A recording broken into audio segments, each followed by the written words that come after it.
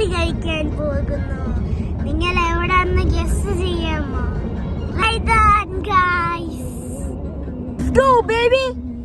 So guys, first നമ്മൾ പോയത് റൈദാനിലാട്ടോ.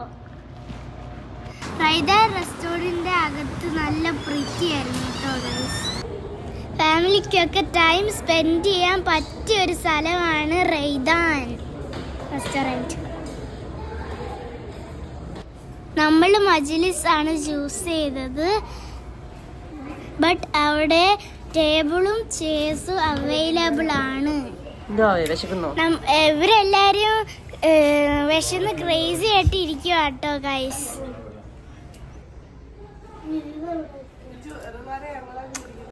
നമ്മൾ ഓർഡർ ചെയ്തത് ഒരു ബിരിയാണി, ഒരു മദ്ഹൂത്ത്, ഒരു മന്തി.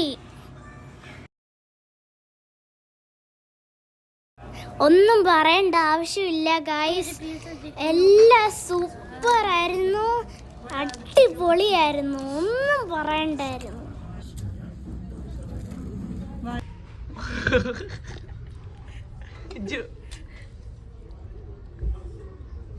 നമ്മൾ ഡെസേർട്ട് ആയിട്ട് കുണാഫ ആയിരുന്നു പറഞ്ഞത്.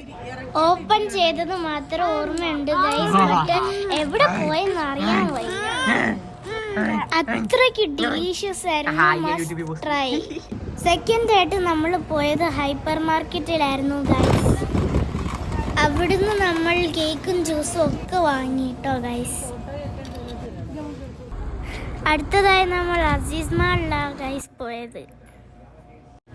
അവിടെ നമ്മൾ കുറച്ച് നേരം കറങ്ങുകയും ചെയ്തു, കുറച്ച് ഐസ്ക്രീം കഴിക്കുകയും ചെയ്തു.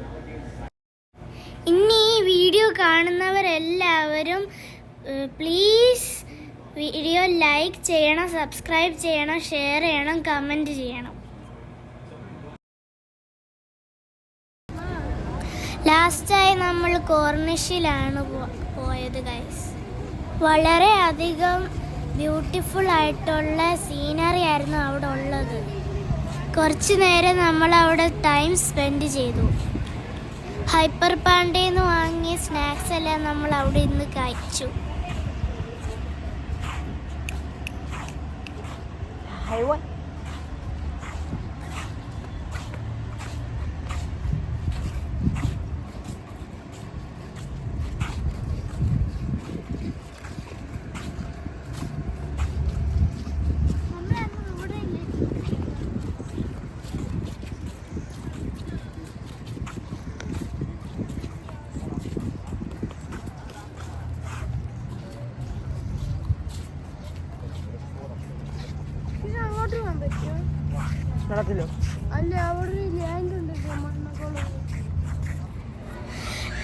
അവിടെ എക്സസൈസ് ചെയ്യാൻ പറ്റിയ സാധനങ്ങളൊക്കെ ഉണ്ട് കേട്ടോ ഗൈസ്.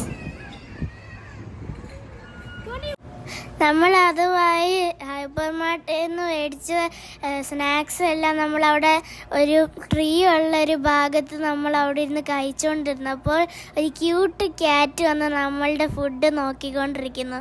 അങ്ങനെ ഞാൻ ചെന്ന് അവിടെ കുട്ടി പൂച്ചകൾക്കെല്ലാം ഫുഡ് ഫീഡ് ചെയ്ത് കൊടുത്തു.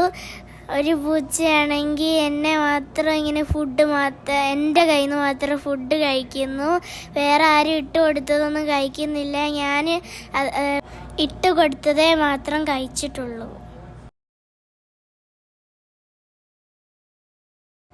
എനിക്ക് ആ ക്യാറ്റിനെ നല്ല ഇഷ്ടപ്പെട്ടു. എനിക്ക് വീട്ടിൽ കളിപ്പിച്ച പൂച്ചയെ വീട്ടിൽ കൊണ്ടുപോകാത്തതിന്റെ സങ്കടവുമായി നമ്മളുടെ ഇച്ചു.